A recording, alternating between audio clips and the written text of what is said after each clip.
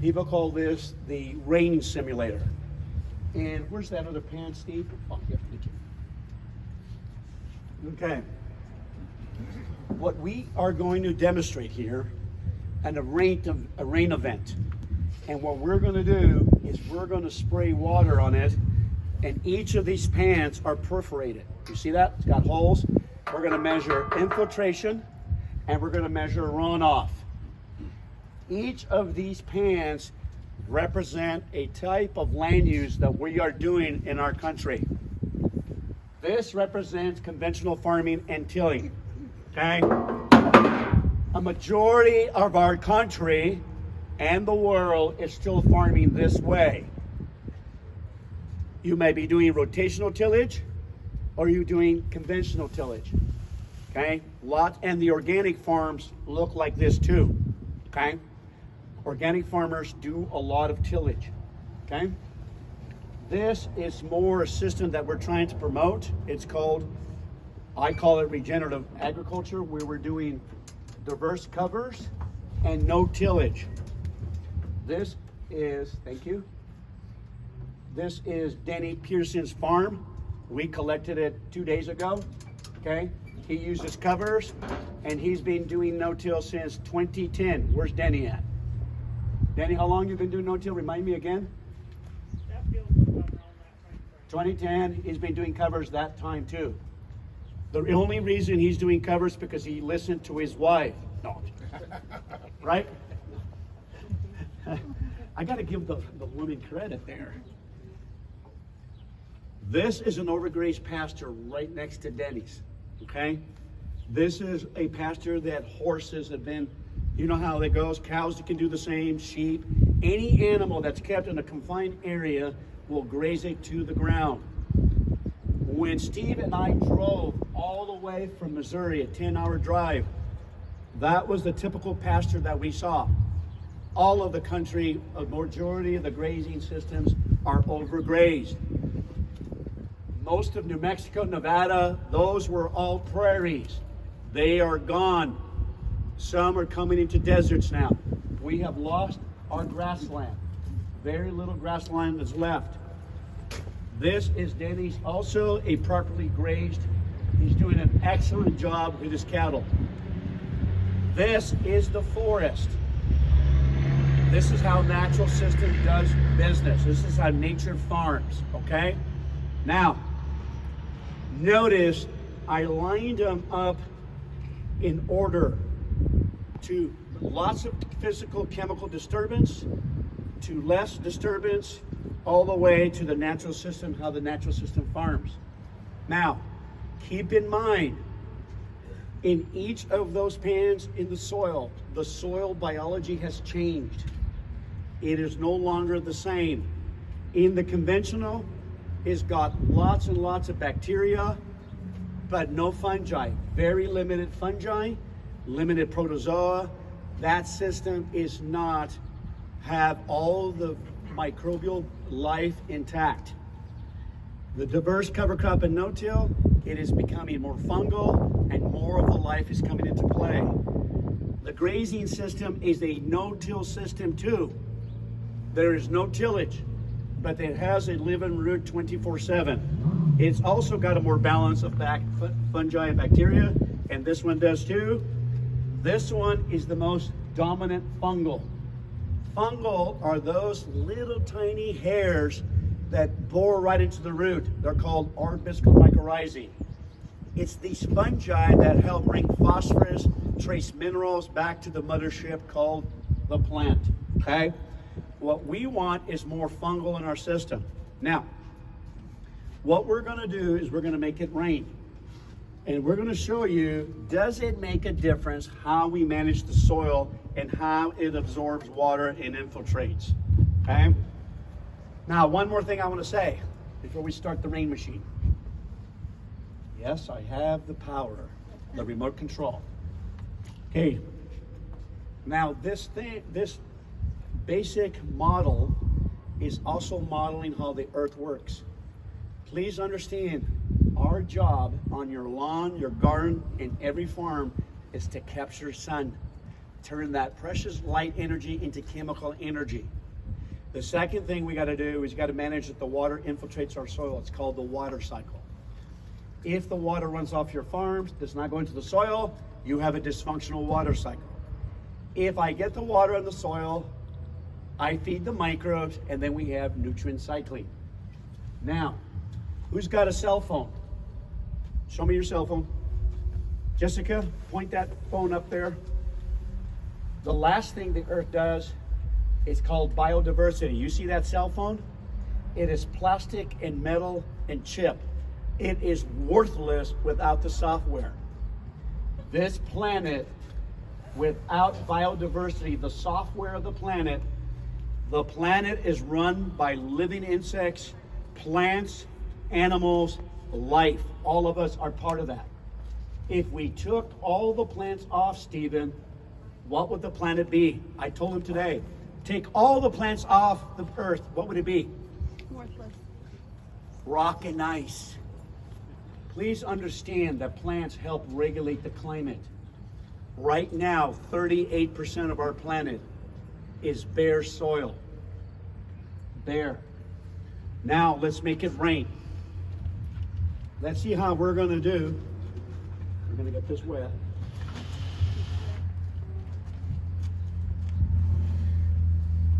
Let's see how our land practices impact the soil. Let the soil speak to us with this incredible demonstration. Turn it on. Are we ready? Oh, pump. Forgot to turn the pump, Steve. Thank you. Yes. It's right there on the top.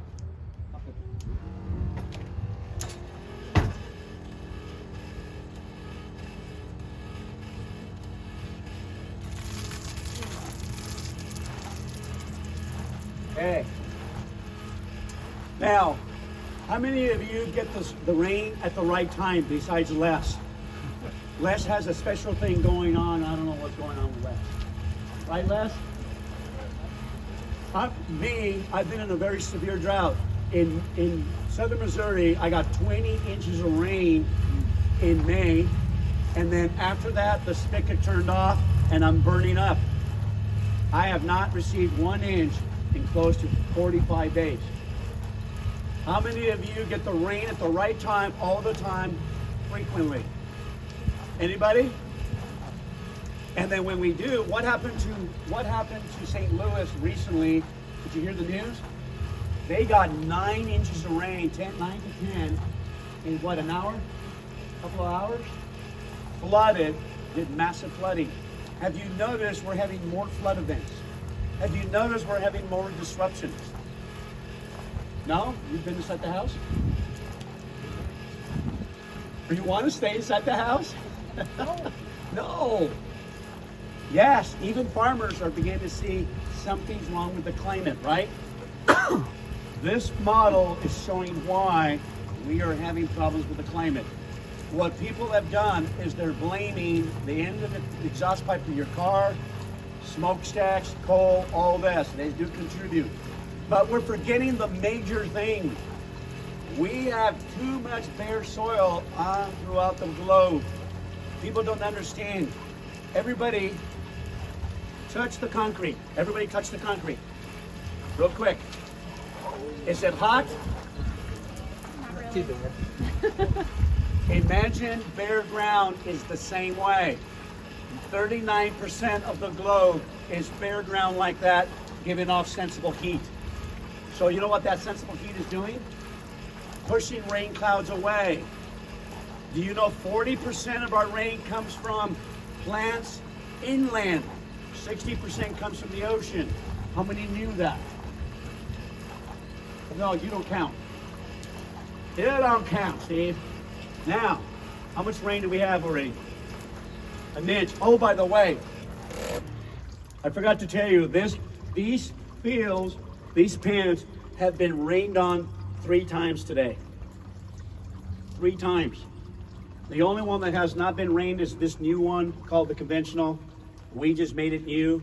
So, Steve, get ready to come and pull the thing out here. We'll see what we did. We put in an inch of rain. We just rained an inch. When your land is dry and you got that crop, Alan, does an inch matter? Absolutely. How many gallons in an acre inch? Anybody? 27, what was it? 27,000. 27,154. Memorize it and teach your kids that. 27,154, right? Okay. Now, here's what we're gonna do. One thing I forgot to mention. These jars capture infiltration. This one's capture runoff. This is the conventional field. Please remember, a majority of our country and the globe still farms this way.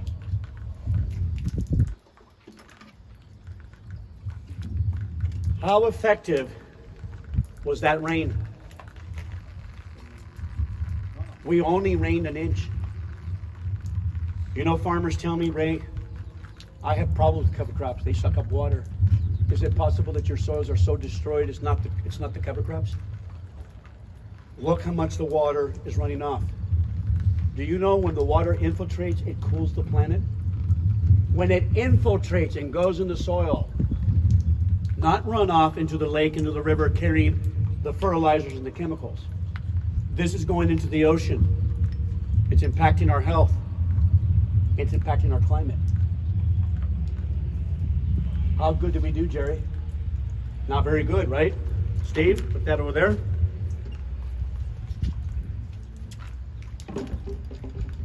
Now, we're gonna flip all the pans today. You get a special treat. I know Josh has been waiting for this all day. Josh, let's do the conventional first. Steve, would you please? Now, before you pop, Okie dokie. okay, hold it, hold it, hold it. Yeah, go ahead. Notice this soil is going to crust. In convention, it's going to crust and fall. Go ahead and.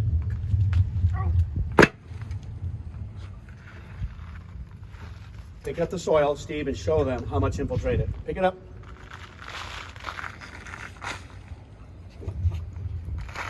Didn't I do tillage to create more pore space so it infiltrate more? When I designed pivots, I had a farmer call me and says, Ray, don't you know how to design a pivot? He was a potato farmer and did heavy tillage. I could not defend myself and say, hey, I don't know what you're doing. I don't know what's going on. Now I can defend myself. You destroyed all the aggregates. You destroyed the structure. You did that. I used to do that on my own place too. Do that again. Raise it up so everybody sees that. 1.5 of rain, or inch of rain, 1.5 deep. It should be soaked. Now let's do the no-till with the covers. This got rained 3 times today. Right? 3 times. It's going to be the 4th. No, this is third, 3 inches. No, is it the 3rd? Yeah, third, 3 inches. No, 1, 2. You know, you I thought this was gonna be the did fourth. B No. and C together. This I don't is know the the count. 3rd time. Unbelievable. I've been in the sun too long. 3 inches today, right? Okay, thank you. No, no problem. Here, Steve. Okay. Let's get this out here. Okay. Look, he's already had 3 inches. Everything infiltrated again, a majority of it. Let's put it right next to him over there. Let's flip it over. Okay, Josh, we're gonna flip it, man. Flip it, Josh.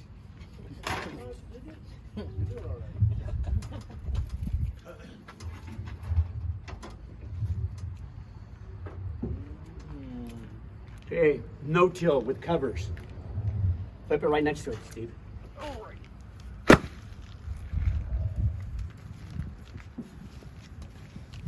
How does it look? Notice the little BBs, the little cottage cheese. Those are called aggregates. This is what an aggregate looks like, folks. Those are aggregates. You are all aggregated together right now. What does that mean?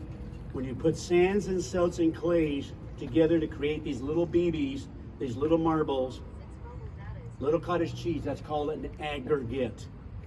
That's what allows infiltration. You know what creates that? Microbes, fungi, living plants. This is why we have infiltration. Now look at the top of that surface. Look at all the BBs. Look at all that cottage cheese. Do you see any in the other one? They're gone. They're destroyed by tillage. Okay, let's go to the next one.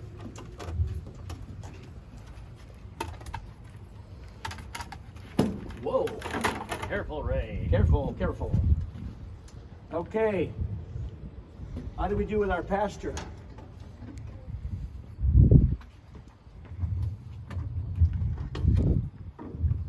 This is the overgrazed pasture. Notice, this is the properly grazed pasture of Denny's. Look at the difference in the runoff.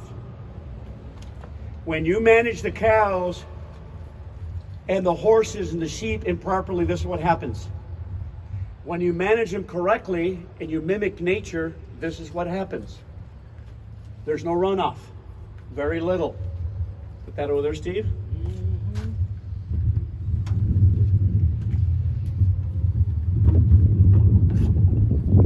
Now look at the difference in infiltration. Hold that one. This is how much infiltrated in this one, the overgrazed.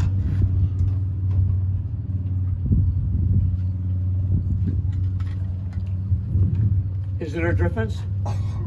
Does it matter how we manage the cows? Do you know how people do their grazing management? I'll throw the cows and leave them there for a month and two.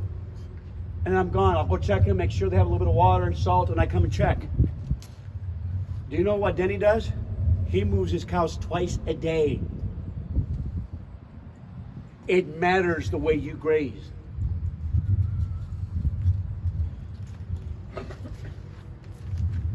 Then the last one.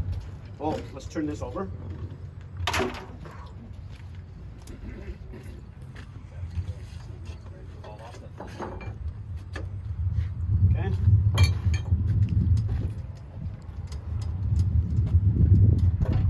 Let's take that whole thing in the bottom here.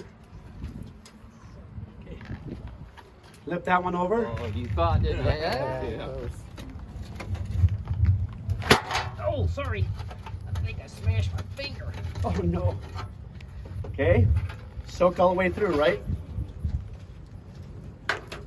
Even those pastures are overgrazed, it's still a no-till system. There's no tillage. Yet, we're still having a lot of runoff. Why? Aggregates. Think about when you're doing with your grazing animal. If you take too much of the grass, think about what a plant has to do. It has to bring rain, has to capture sun, it has to convert the sun to liquid sun to feed the microbes. It not only has to feed the microbes, it has to create aggregates. It has to wake up the bacteria and organisms. It has to feed your cow. It has to feed your sheep. It has to feed you. Do you imagine what the plant has to do? Now,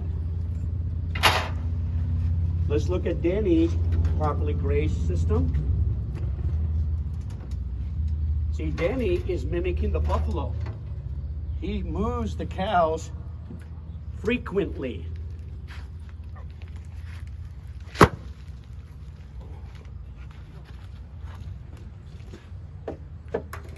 Water's completely soaked through. Now, the last one, the forest. Very little water ran off the forest. How much infiltrated? Look how much infiltrated. After the third time, look how much water infiltrated the forest. Forest will infiltrate 50 inches per hour. Pete, where's Pete?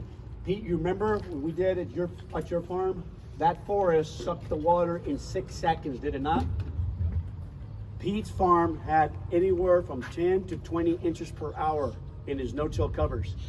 Do you know what the average infiltration rate in the United States is? 2 inches.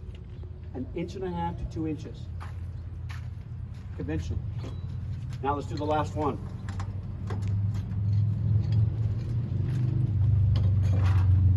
Ready, Steve? Yes, sir.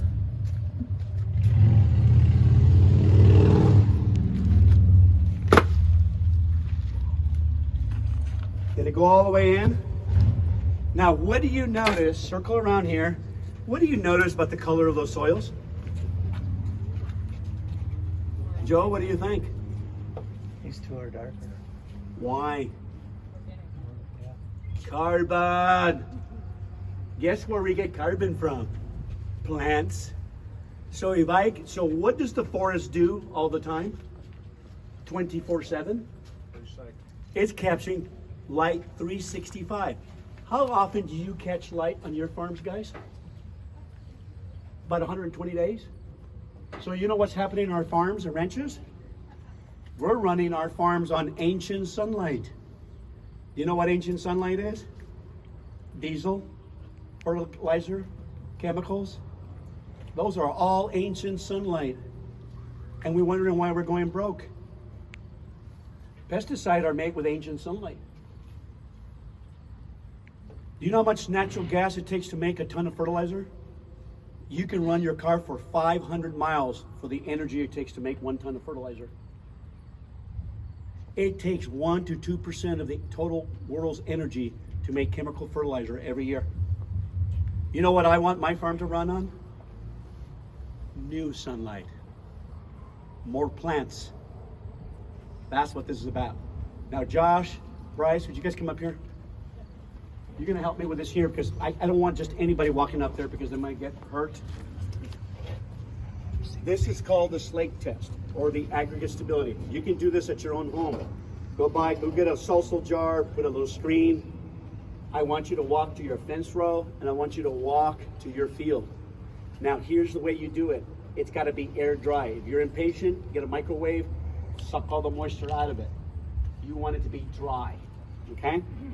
It's called the slake. Why do they call it slake? Because it's telling you that soil, when you put it into water, it should hold together. It should not fall apart. We're going to drop each of those clods into the soil, into the cylinder, and it better hold together. If it falls apart, that means starting to break up in chunks. It's called slaking. That means that the carbon glues, the glomalin, the superbiotic glues, are not holding the sands and silts together. It's those glues that give your soil structure. It's the one that holds up the tractor. It is the super glues that hold your tractor up, guys. It's them. I want it to hold. Now, if it falls apart, that means the structure is not there. Okay? The biotic glues have been consumed by tillage, and I'll explain that in a second. Ready? Okay, now. Okay, you're the conventional. You're the no-till covers. And you can put it in any of these tubes, okay? Ready? Drop them. Now, what's going to happen is when we drop it, the water's going to rush in to fill millions and millions of pore spaces. If the soil starts to fall off and fall apart, that means those glues are not there. The organic matter, you call it organic matter, is no longer holding the sand, silts, and clays together. What is happening to the conventional tillage? Elaine, it's falling apart, isn't it? How does this happen? When you till, you wake up bacteria and they start to cannibalize the soil. When I was disking my soil, not only was I promoting more weeds, I was destroying the structure, waking up the bacteria, and actually destroying my soil structure. Now, please understand, when you till, you wake up bacteria, they eat the house. It starts to cannibalize it. Why does it do that? It's protecting itself. Then it wakes up the weeds, microbes die, release nutrients into the soil, and then the weeds proliferate. Weeds are nature's healers and scabs. They're nature's healers. They're trying to repair the soil. So the more you till, the more you're going to wake up the weeds. Okay? How many of you still have a rototiller for your garden? Come on, raise your hand. How many do an organic no-till garden? You know what I use? Wood chips. old rotten bales, straw. I don't till. I'm too lazy. I don't like weeding. Notice how all the kids love the garden, but nobody wants to do weeding? Interesting. I can understand why. Now, we're gonna check this in a second here. Now notice the forest. How's it doing, Brennan? Pretty good. Darn good. Bryce, how is Danny's soil doing? Great. It's doing great, isn't it? How about this one, Josh? Not so hot. Ladies and gentlemen, this is why our rivers and lakes look like chocolate. This is why we're changing the climate. The water can no longer enter our soils. We have bare soils throughout our cropping season. If you drive from California, if you drive from California to North Carolina in the fall and in the spring, it is brown. There is no green and there's no cover crops. We are not feeding microbes. Now, what if I would tell you the soil is absolutely alive? And how many of you will only feed your kids for 120 days and let them starve for the rest? What we are doing, folks, we do not believe that our soil is alive, and we're starving it for the rest of the year. And when we starve it, guess what it starts to do? It starts to cannibalize itself. If you do not put a living root, it will eat the organic matter that you have there. When you put soybean out there and you leave the ground bare and you have excess nitrogen, the microbes will eat the structure. They will eat the biotic glues. So the first thing I do when I plant after soybeans, I cover it. When I plant my corn, I cover it. My finished harvesting, cover the soil. Never leave it bare, because if you do, it'll start to cannibalize. Now you lost nutrients, you lost phosphorus, you lost other nutrients, and it lands up in the river and the lake. This soil is addicted to fertilizer. This soil is addicted to chemistry. This soil is becoming less and less addicted. I have farmers now that do not use phosphorus, potassium, no longer have to balance their pH. The soil is balancing its own. This soil leads to healthy people, healthy animals, healthy plants. This soil is we're getting sicker. We are not getting the nutrients that we are needing. With this soils, we are overweight and starving. We are nutrient deficient. Most of our nutrients are coming from soils like this, folks. We're less than 1 or 2% of our soils are like this. Very small amount. We as a people are getting sicker because it starts with our soils. Now, let's open it up. Because Bryce, people say, well, Ray, you put a rock in there. Let's open that. That one's nothing left. Josh, just leave it there. You can leave that one there too. Just open that one. Did the water get in? Yeah, it's all soaked, right? How did that happen? Super biotic glues. You know why? Put your hand out here, bud. You know why I had him do that? Because I had a farmer tell me, Ray, you put a rock there. You're cheating. Folks, those glues hold your tractor together. It holds the soil. When you start using cover your crops and no-till, it's the best strip till machine. You run that and then there's no smearing, because those biotic glues will help build a better seed bed. No crusts when you roll the covers. Now your soils can breathe. Guess what else? You're not having all the dirt into your filter. Your tractors last longer. 66% increase in fuel savings when you go to no-till and covers. Just switching. You're no longer making dirt. Now, let's do another demonstration. Steve, we don't even have the little water bottles up here, buddy. Steve, you don't have them, I guess. Kevin, I'm going to ask you to help me, sir. Okay. Okay, what we're gonna do, you see this beautiful chunk of grass with all these aggregates, all these little marbles that the fungus and the bacteria make, living organisms create. Folks, who would have thought that our soils are a living skin, just like yours? Our soils are alive. They change every day. They need to be fed every day. Now, that precious plant, why would it take 30 to 70% of its energy and feed the microbes? Why would it do that? The reason it does that is the plant says, I want phosphorus, I want manganese, I want boron. I'm going to give you food. You give me boron, you give me potassium, you give me those nutrients. You do that.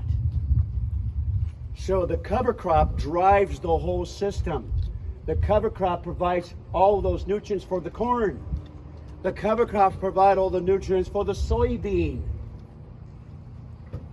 They do that with the help of the microbes without having to go to the co-op.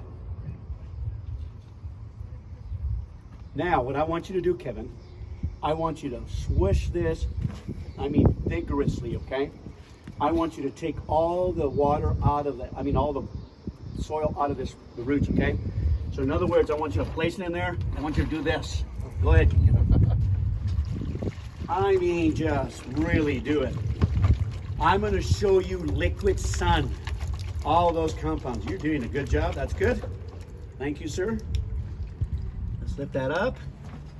Now, I want you guys to pass this around, and I want you to see that white foam.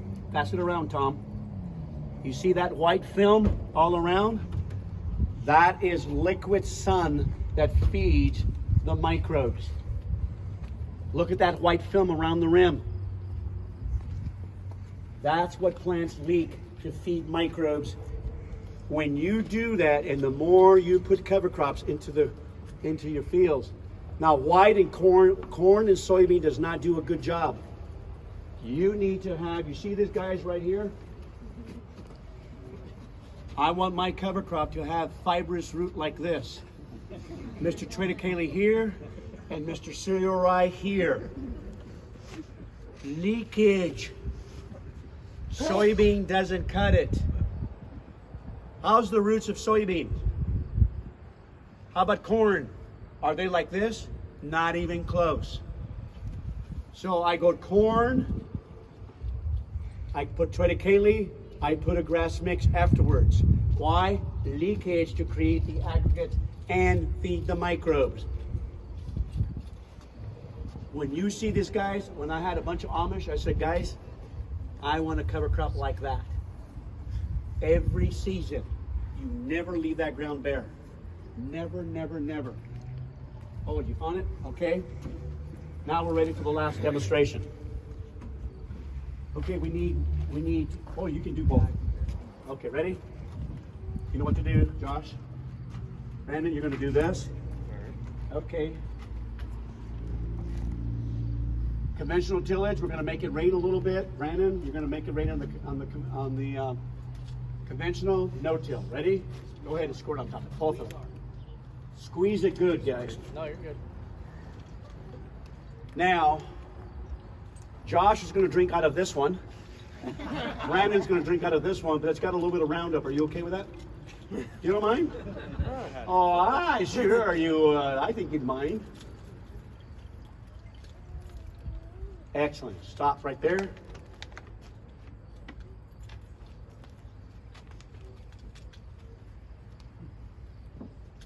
Low carbon, low glues, biotic glues.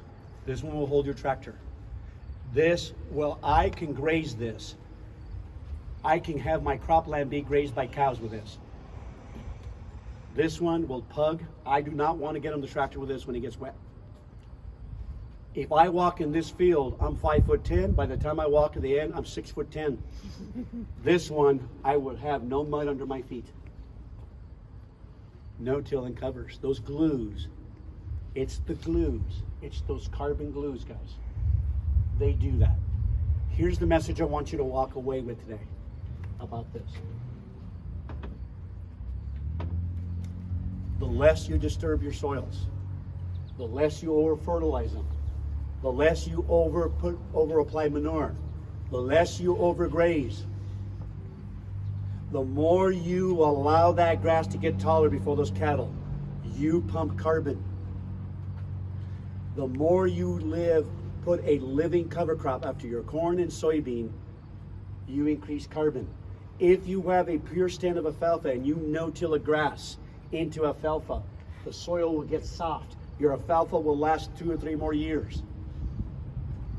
The moment you raise the sickle and give more and don't overtake too much hay, the last part of the year of your hay field, if you just let it grow and don't take the last cutting, you flow carbon and create aggregates.